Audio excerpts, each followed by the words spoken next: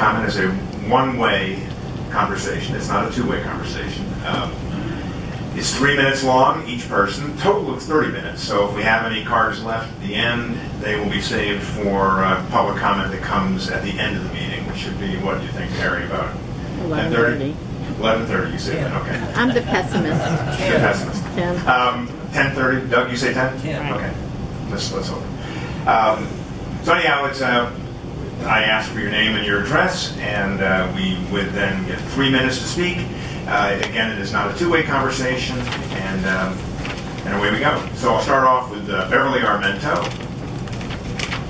Name, address, and 3 minutes, Ms. Armento. And again, it's a total of 30 minutes, and we will do this. Thanks. Good evening, Mr. Mayor, Council. I'm Beverly Armento. I've lived on Lake Village Drive since 1989. And I'd like to talk with you for a moment about the Brook Run Dog Park. I urge you to accept your park manager's recommendation to move the dog park to an alternative location in Brook Run. 8 years ago, Vernon Jones walked into the urban forest and said, put the fence here. And he created the only dog park in the country that's completely in the woods. Your own study, the ARPACARD study, said, if we stick with Vernon Jones's plan and keep the dog park where it is, all the remaining trees will be dead in 7 to 10 years. It's really not very wise to willingly kill off 4 acres. Step off and step back on.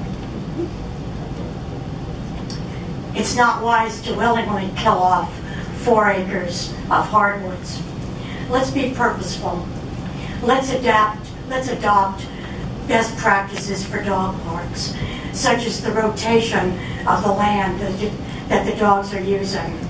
The proposed site will allow for this. If we don't like the proposed site, that was proposed both in the 2011 Master Parks Plan as well as in Brent Walker's plan, then let's perhaps look outside of Brook Run for a location for the dog park. No one really ever said it had to be in Brook Run. Leaving the dog park in its current location is the worst of all of your choices. I urge you to use better judgment than Vernon Jones used. Let's get beyond the emotion in this issue. Let's stick with the facts, and let's take purposeful action. Thank you. Thank you. Next card up is Chantelle Anderson. Again, 3 minutes, name and address, Ms. Anderson.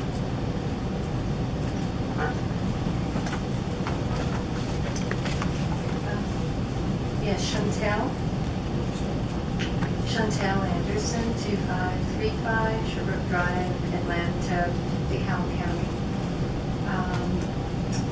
I think that Ms. Armento, I didn't prepare anything, but Ms. Armento and a few local people are the ones who are behind this push. There's literally probably 1,000 people who come to the park with their dogs. And this is, I mean, a wonderful place for all of us. It's a community. It's the best dog park in Atlanta. And just because it is the only dog park all in the woods, what's wrong with that? It keeps us cool in the summer. We can come at all times. It's the only place in the park that's used all year round. Even when it's raining, we come there. We're the only ones. There's nobody else at the skate park or the children's park, and we're the only ones at the dog park, even when it's cold. It's one of the most used places and most loved places. And just because some vocal people like Ms. Armento, there's very few of them, and there's probably 900 to 1,000 of us who regularly go there. Even many of them are from Dunwoody, but like me, a lot of them aren't. We go to restaurants in the area, we go to the gas stations, we have friends that live there and join us there. But just because you have a few vocal, nasty people who keep this fight up, you know, why? Why? Are we giving them, why are we giving them a forum again to knock us out when so many people, if it's not broke, don't fix it. I mean, that's, there's no reason that the park can't stay there. And also, we had some master arborists who said there were 2 different studies that said that it is not killing the trees. The trail going around killed over 300 trees. So if there is such a concern for the trees, I think it's only because Vernon Jones set up this park. You know, that was the rumor. I really think after what she said, bringing his name up again, there's some people that can't stand what Vernon Jones did, and that is the only reason. Whatever Vernon Jones did, they're going to knock it down. So I think Ms. Armento is really mistaken. Thank you.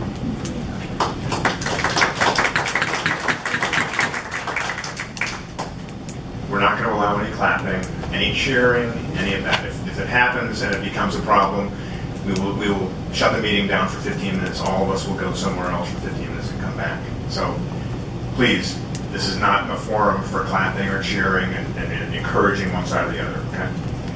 Next name up is Carey Coghill. Name and address in 3 minutes, Ms. Coghill. Hello, Mayor and City Council members. My name is Carey Coghill. My address is 1490 Devonshire Court. My husband and I have been in that home for 29 years. They went mighty quickly.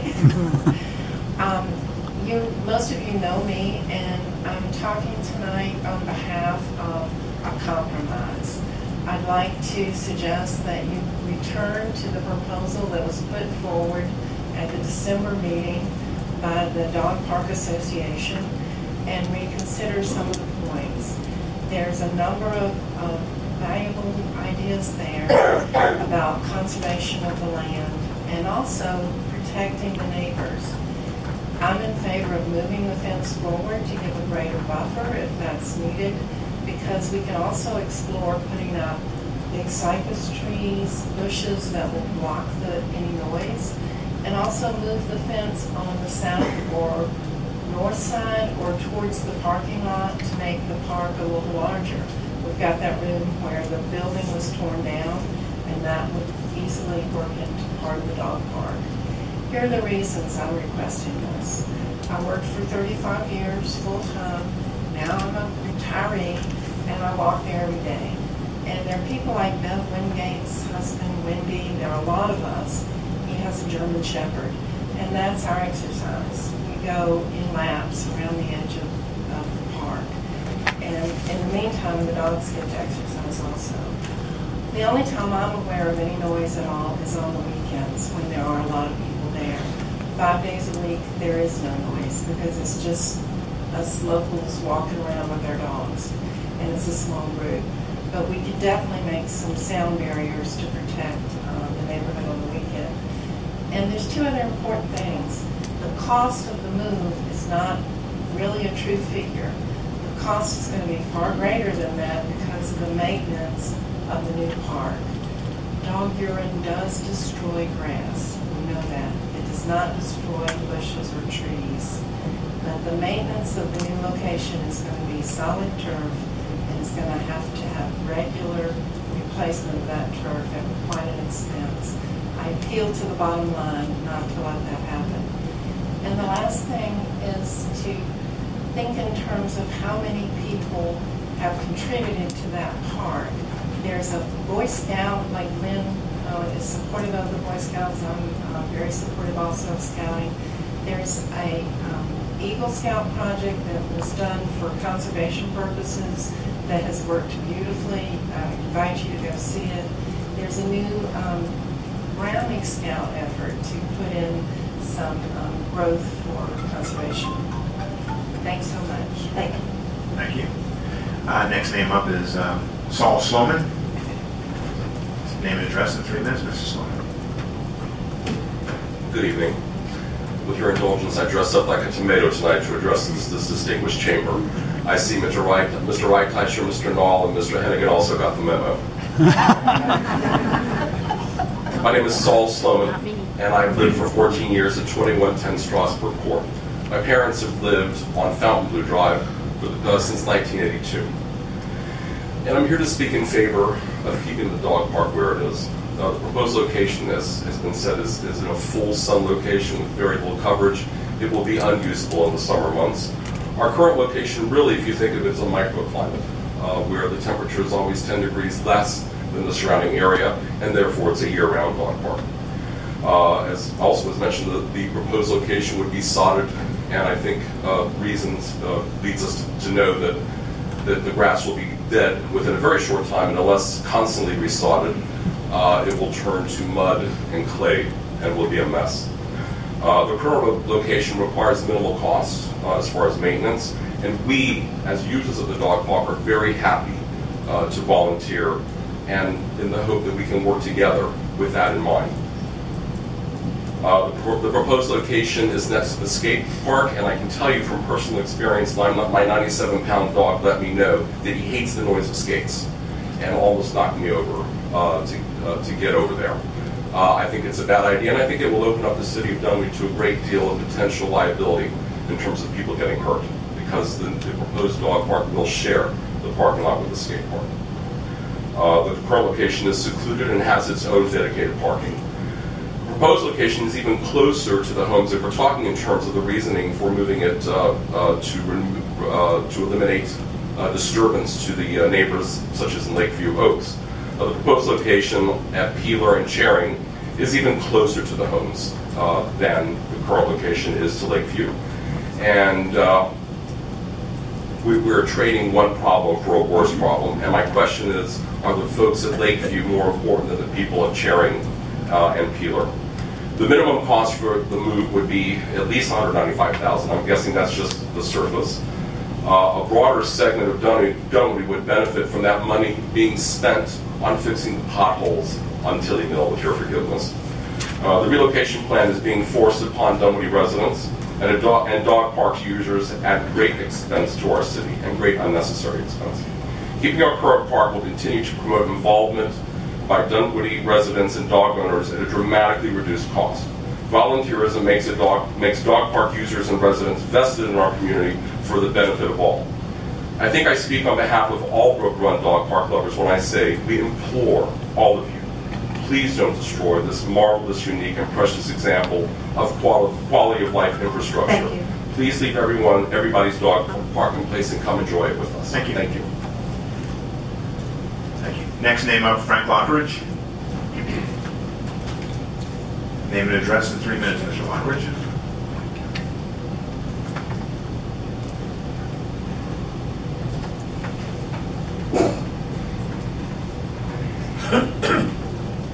Greetings again, Mayor and Council.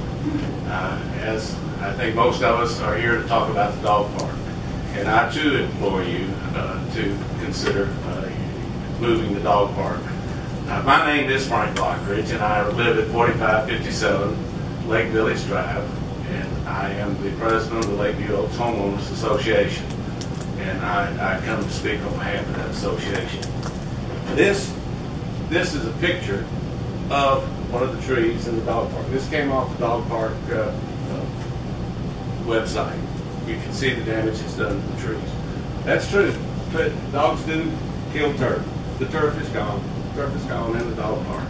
We're having erosion in the dog park. I also want to show you the location of the proposed location and the present location. This is the present location. This is the proposed location. Got a 400-foot radius around both of them. It touches, the proposed location touches the edge of 4 lots. This touches 30 lots. So that it does have a bigger impact on our neighborhood. It is killing the trees. It is a noise nuisance. It is an erosion hazard. Please consider moving the dog park. Listen to your consultants and to your staff. Thank you. Thank you. Next name up is Bob Burrell. Name, address, in 3 minutes, Mr. Burrell.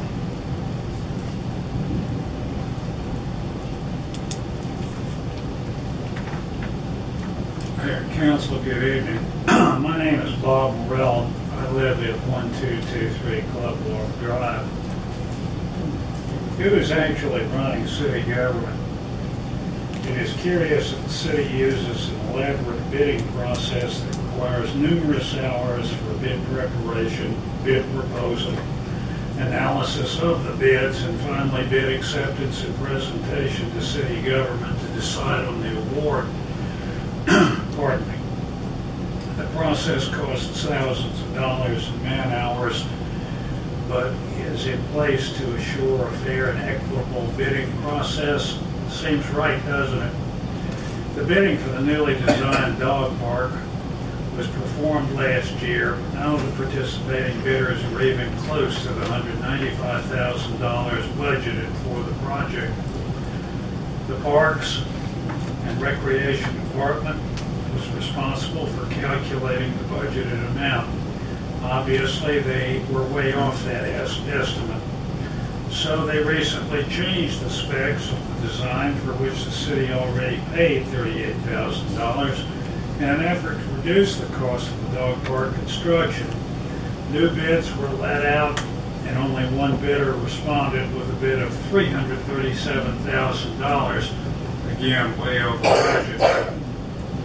So now the Parks and Recreation Department sends a memo to city government informing them that they've been working with another company that has never bothered to participate in the bidding process, and that this new company can build the dog park for the budgeted amount.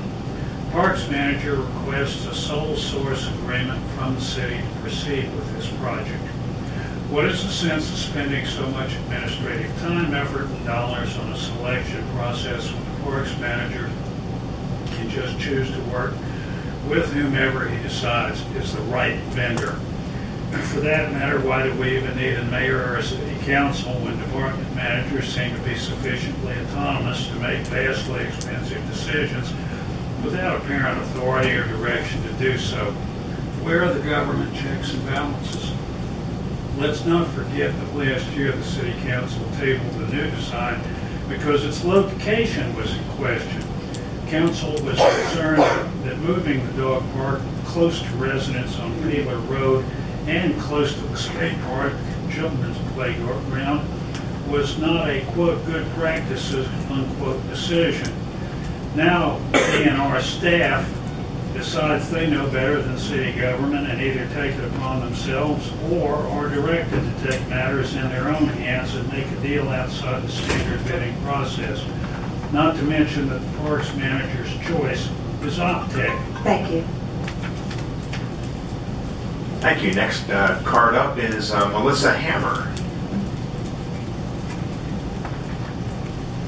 Name, address, and 3 minutes, Ms. Hammer. Good evening. I'm Melissa Hammer, and I live at 2258 Peeler Road, which is directly across from the proposed new dock site. So speaking of one of those 4 homes that was going to be affected, that would be me. Right there. I spoke last time about my concerns, and I don't even have a dog. I'll start off by saying that. We want to get one, but I don't have a dog currently. We love Brook and we love the dog park. My mother-in-law comes and visits, and we share our dog Chester and taking him to the dog park. And I don't believe by any means that the dog park needs to be moved. And, you know, just as if you were diagnosed with being sick, and one doctor says you've got a terrible diagnosis, you don't just go with that one. You've got 2 that said there's another option. Why are we just going by the one study, right? Secondly, the traffic, the noise, the parking situation, being by the playground with all these dogs, the additional cars around the parking lot where the playground is going to be, I don't think is a great idea. I do think that there are other options in looking at, you know, environmental ways to protect anything that's going on in the current dog park, but I do not believe that it's destroying the trees. And I think that it needs to stay where it is. It is much loved, and we want to continue enjoying it. Thank you very much. Thank you. Next name up is Joe Hammer. I assume a related person. So just work like this. Well, first read it. No, I've got it.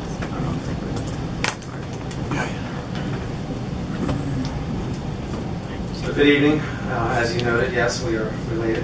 Hamner, Joe Hamner is my name. And I, 2258 Peeler Road, bought the house 16 years ago. And as Melissa pointed out, we do not currently have a dog, but sure use the park quite a bit when my mother is in town. And I guess, this is my first time at a council meeting. I come out of the business world, and I like to try to approach things with a very common sense, pragmatic approach. I certainly can understand both sides of the story here. I will tell you that our driveway is directly across from the Peeler Brook Run entrance. So I have been enduring, I can't tell you how many cars turning around in my driveway, the trucks that come out of the park, the cab park service there. But someone in the back there yells, "Suck it up." I don't complain about that stuff. It's just part of it. I hear concerts all the time that happen in the park. I don't complain about it. I understand noise is an issue, but gosh, don't tell me that dog pee are killing the trees. That is just that's the kind of stuff that people like me just, it just doesn't fly. There are other issues. Noise is a real issue. There should be some alternatives to build some sound buffers. One of the other, I think it was a lady or gentleman mentioned about moving the fence. And again, I don't know all the proposals on the table. I have been loosely watching this, but from someone who lives right across from where this new proposed dog park would be, basically, it is not an option that I would support. And should it be moved there, and then the noise become our issue, then you're going to hear me right back talking about that. So let's think of a way to help these folks that do have the noise issue, because I think that's an issue. But let's not make it around environmental issues. And the fact that we're the only dog park with trees, I would say that's a good thing. Nobody wants to go to a dog park that's artificial turf, that's just the size it is. I mean, that's the reason people come to the dog park there. You're going to lose business. People that come, that spend their money in Dunwoody, are going to go to other parks. Dunwoody people are going to go to other parks. From what I've seen, it's one of the largest and I'm not a volunteer, so I can't take credit for anything, but these folks do quite a bit, and I'm sure there's just a better way to resolve this, so thanks. Thank you. Next name up is Jessica Gregory. Name, address, in 3 minutes. Ms. Gregory.